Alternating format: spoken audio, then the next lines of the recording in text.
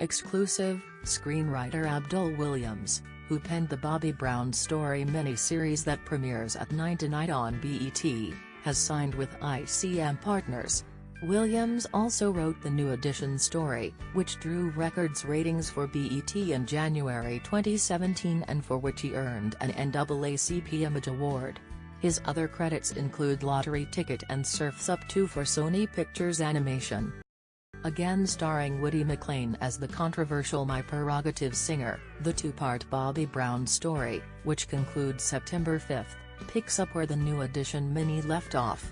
It will chronicle the talented but troubled singer's exit from the popular 80s boy band through his solo success, his affair with Janet Jackson and tabloid fodder marriage to pop icon Whitney Houston. Spanning 30 years of Brown's life, the Bobby Brown story follows his story from the hard streets of Roxbury, where he turned to a life of drug dealing before being given the chance to prove himself as a solo artist. Williams continues to be managed by John Huddle of Fourth Wall Management and represented by Bonnie Barry Lamone of B2L Entertainment Law P. What do you think about it? Share your opinion in the comments below the video.